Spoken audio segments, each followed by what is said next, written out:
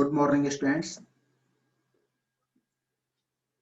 आज हम आपसे पोरिफेरंस के क्लासिफिकेशन की बात करेंगे। पोरीफेरा, फाइलम पोरीफेरा, इसका मीनिंग अगर देखते हैं तो पोरी मीन्स पोर और फेरा मीन्स बियरिंग।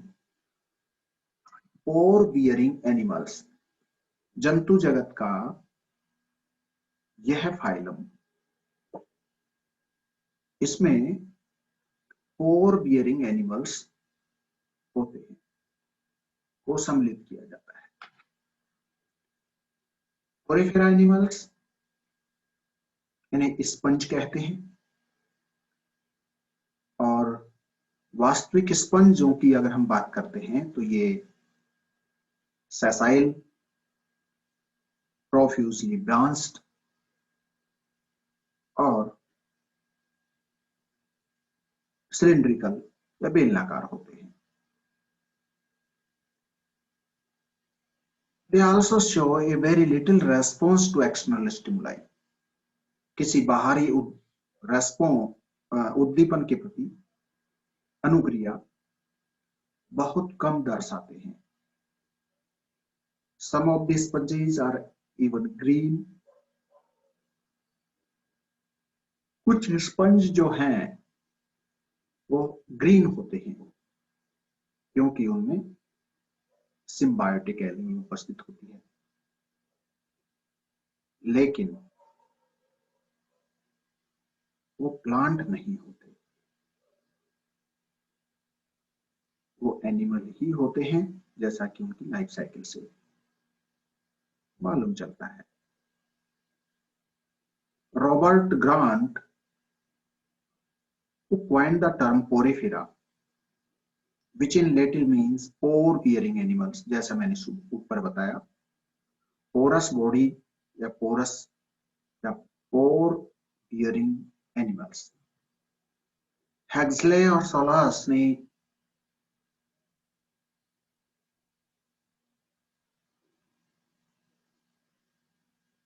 ये प्रपोज किया और proposed the separation of sponges from eumetazoans. It is believed that sponges might have evolved from the colonial coin of flagellate protozoans, जबकि ऐसा यहां पर जो देखने को मिलता है अलग ग्रुप है।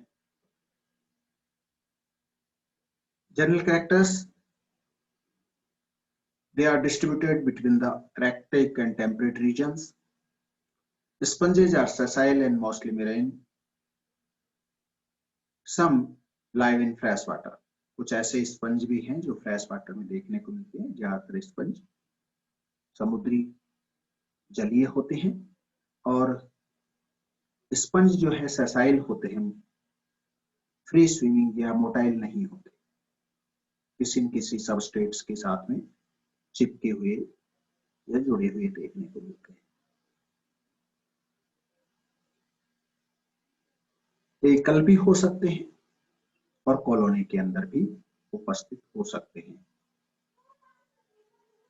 और किससे अटैच हो सकते हैं? स्टोन से अटैच हो सकते हैं, मोलस्कन शेल से अटैच हो सकते हैं, wooden pieces which are present in water, उनके साथ में भी ये जुड़े हुए हो सकते हैं। इनकी बॉडी जो होती है फूलदान के आकार की होती है, नलिकाकार होती है, गद्दी के आकार की होती है, सिलिंड्रिकल या बेलनाकार होती है। ये इनका शरीर होता है।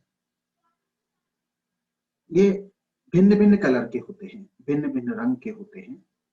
ब्राइट रेड कलर के भी हो सकते हैं, येलो भी हो सकते हैं, ऑरेंज भी हो सकते हैं, पिंक भी हो सकते हैं और वायलेट और इवन व्हाइट एंड ब्लैक भी हो सकते हैं। कुछ स्पंज जैसा अभी मैंने बताया था कि हरे होते हैं क्योंकि उनमें एल्गी उपस्थित होती है, सिम्बायंट्स जो है वो वहां देखने को मिलती है। Majority of sponges are asymmetrical, अधिकांश स्पंज जो है एसिमेट्रिकल होते हैं। कुछ रेडियल सिमेट्रिकल होते हैं। स्पंजों के अंदर cellular grade of body organisation देखने को मिलता है। यहाँ पर फंक्शनल डिवीजन ऑफ लेबर देखने को मिलता है। अलग अलग कोशिकाएं अलग अलग काम करती हैं। There is no relation between two cells, no organs are present in sponges. इनमें अंग नहीं मिलते। Body wall consist an outer pinacoderm और इनर कोएनोडर्म। बाहरी तरफ जो है देह भित्ति में पिनेकोडर्म उपस्थित होती है और अंदर की तरफ कोएनोडर्म या कीप कोशिकाओं से बनी हुई परत उपस्थित होती है। इसको कोएनोडर्म कहते हैं। Pinacoderm covers the outer surface of the body and also lines some of the internal cavities of aquiferous system. हम इसकी खास बात मानते हैं पोरिफेरेंस की कि यहाँ पर कैनाल सिस्टम देखने को मिलता है। तो aquiferous system is the canal system, water canal system is present.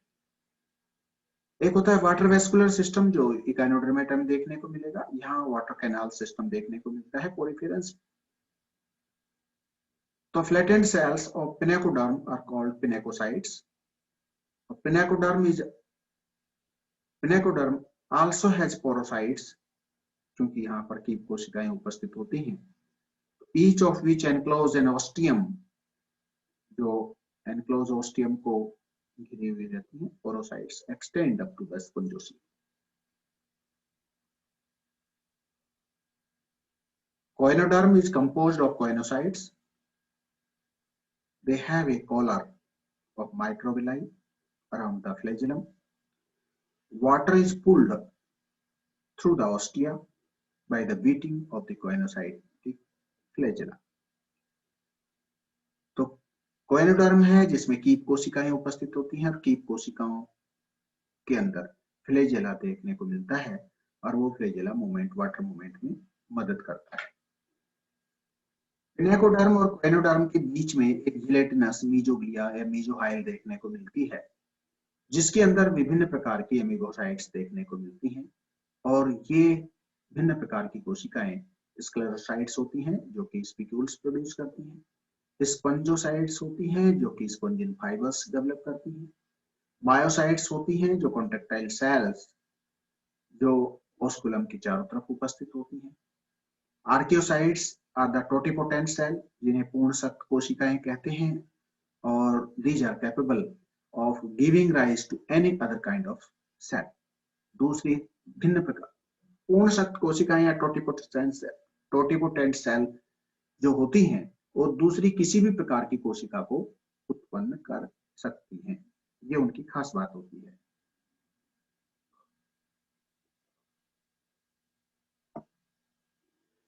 The central cavity is known as spongocoel. स्पंजों के अंदर सेंट्रल कैविटी जो है स्पंजोसील होती है और it opens outside through the osculum. तो स्पंजों की क्या खास बात हो जाएगी? अभी हम बात कर रहे हैं यहाँ पर water circulatory system of sponges is called canal system. Water circulatory system देखने को मिलता है जहां पर उसको हम कैनाल सिस्टम कहते हैं। It help in food acquisition, भोजन ग्रहण करने में, श्वसन में, उत्सर्जन में ये कैनाल सिस्टम मदद करते हैं।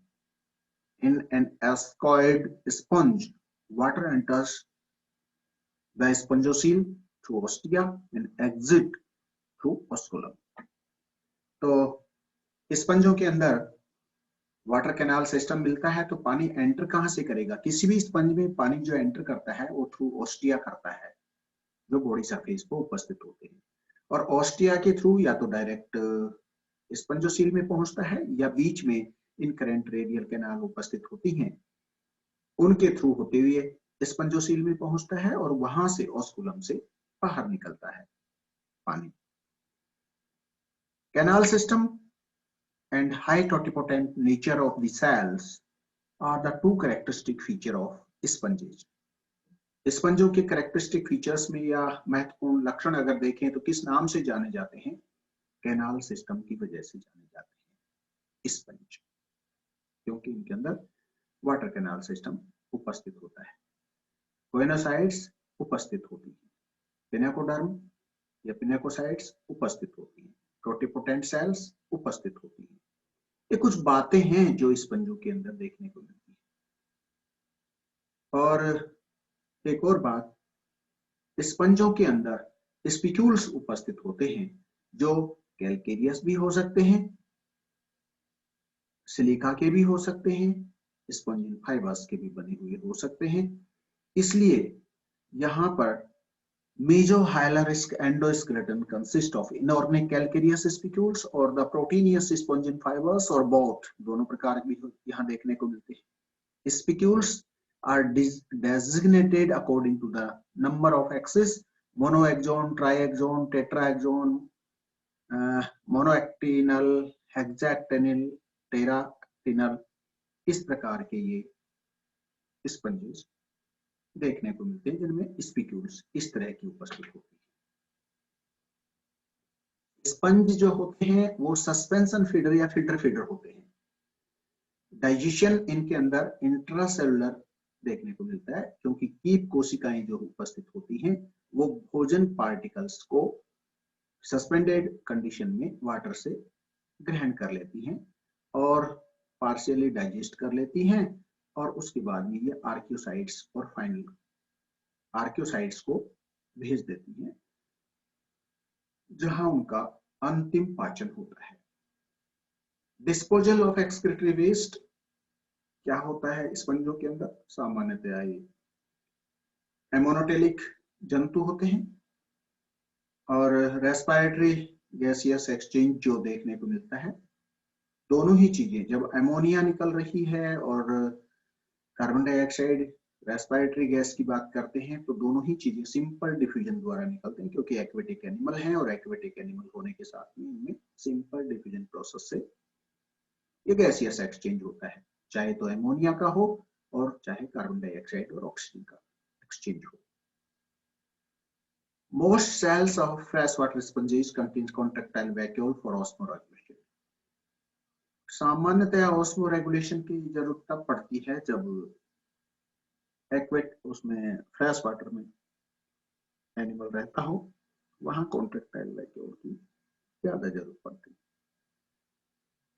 Nerve cells and sensory cells are absent, nervous system नहीं होता और संवेदी कोशिकाएं यहाँ नहीं देखने को मिलती। लेकिन यदि कभी किसी में मिलता है नर्वस सिस्टम तो नर्व सेल्स मिलती हैं, तो बाइपोलर और मल्टीपोलर टाइप की सेल्स देखने को मिलती हैं जो नेटवर्क बना देती हैं। Sponges are capable of responding to a variety of environmental stimuli by the closer to osmolar. Asexual reproduction fragmentation से और बडिंग से मुकुलन द्वारा होता है, तथा formation of gemmule and reduction bodies यहाँ उपस्थित होती हैं उनके द्वारा। Sponges are capable of regenerating viable adults from the fragments. Freshwater sponges and few marine sponges produce small gemmules which remains dormant during winter. Favorable condition आने पर gemule से sponge का निर्माण होता है। तो sponge cells are remarkable power of regeneration if even a sponge is divided into minute pieces. अगर उसमें तीनों लेयर उपस्थित हैं, पिनेकोडर्म, कोएनोडर्म और मेसोहाइल, तो हर एक खंड नए स्पंज को जन्म दे देगा। पोलैरिटी जैसे हम हाइड्रा के अंदर देखने को मिलती है, स्पंजों में भी ऐसा देखने को मिलता है। The cell aggregates to form functional sponge. Most sponges are hermaphrodite but exhibit protandry और प्रोटोगाइनी। सामान्यतः स्पंजों में प्रोटोगाइनस कंडीशन देखने को मिलती है। प्रोटेंडरस कंडीशन सिलेंट्रेट्स में हम देखेंगे।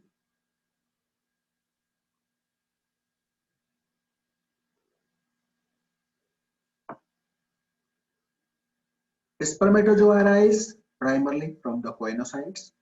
Egg arises from archaeocytes or differential coenocytes. Fertilization is cross or internal fertilization.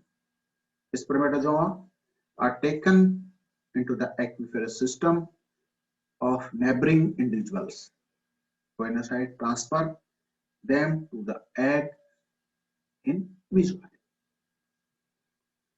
Cleavage is holoblastic, development is indirect and includes, क्या includes? लार्वी अवस्थाएं. कौन से लार्वी? एम्फीब्लास्टुला, सीलोब्लास्टुला, पेरेनकाइमुला, पेरेनकाइमिला या पेरेनकाइमुला लार्वा और ट्राइकेमिला लार्वा. ये अवस्थाएं हैं जो यहां देखने को मिलती है स्पंजों के अंदर.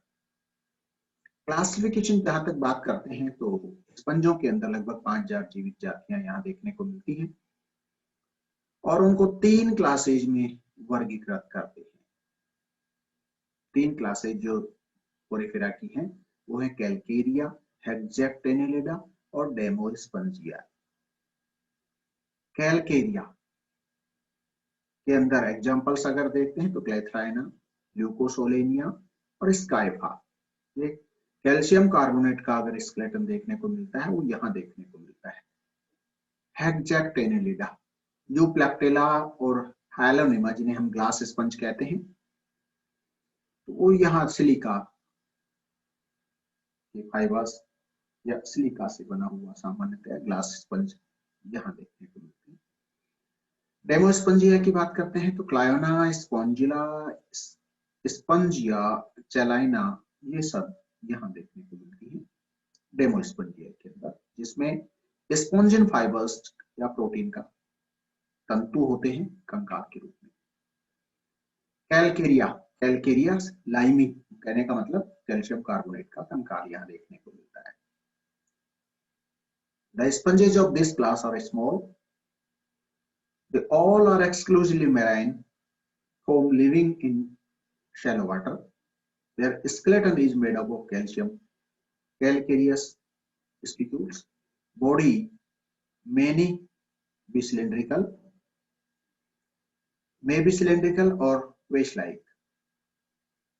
They may either live in colonies or solitarily. Body organization may be ascenoid, cycanoid और ल्यूकोनोइड टाइप का. यहाँ पर शारीरिक संगठन देखने को मिलता है इनका कैनाल सिस्टम के आधार पर. डेवलपमेंट इंक्लूड्स सीलोब्लास्टुला और एम्फीब्लास्टुला larva.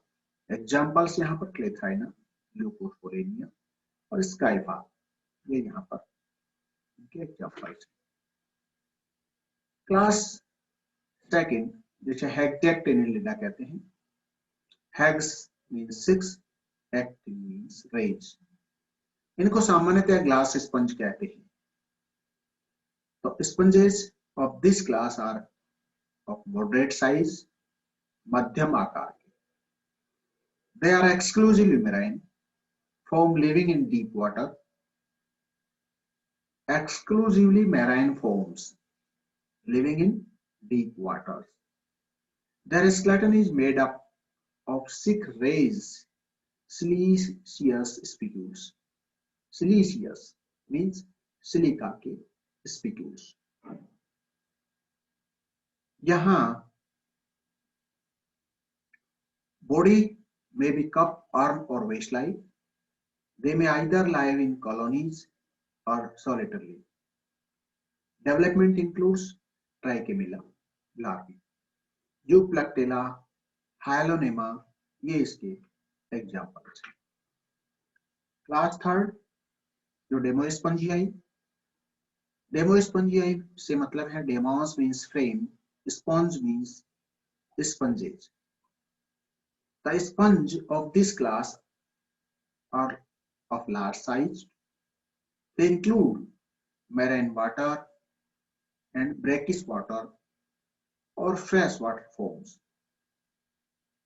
Their skeleton is made up of siliceous spicules or spongian fibers. Silica के या स्पॉन्जिन फाइबर्स और बोथ और नन. सामान्यतः स्पॉन्जिन फाइबर्स देखने को मिलती है. बॉडी इज बेस और कप और कुशन शेप्ड, फूलदान के आकार के, कप के आकार के और इस तरह की इनकी शेप होती है. They may either live solitarily or in colonies. Body organization is leuconoid. सबसे कॉम्प्लेक्स टाइप का ल्यूकोनाइड टाइप का कैनाल सिस्टम होता है जो यहाँ देखने को मिलता है। Development includes parenchymula larva. यहाँ पर जो एग्जाम्पल्स जितने भी हैं, Cliona, Spongia, Spongilla, Chalina et cetera, बहुत सारे स्पंजेस देखने को मिलेंगे जो कॉम्प्लिकेटेड हैं। हिप्पोस्पंजिया, लीफ, तो ये फिलोस्पंजिया, ये सब यहाँ पर देखने को मिलेंगे इस ग्रुप के अंदर, डेमोस्पंजिया के अंदर। तो यहाँ पर स्पॉन्जिलिडी एक फैमिली होगी जो केवल फ्रेश वाटर में देखने को मिलती है, जिसमें स्पॉन्जिला एग्जाम्पल है। इस प्रकार से हम स्पंजेस की बात करते हैं और अगले लेक्चर में हम बात करेंगे सिलेंट्रेट्स की या निडेरिया की। आप सभी को ये जितनी भी बातें होती हैं आपको समझ में आनी चाहिए। नहीं आए तो आप पूछ सकते हैं, और जो भी ये चैनल है उसको आप सब्सक्राइब कर सकते हैं, जिससे समय समय पे आपको जानकारी मिलती रहे।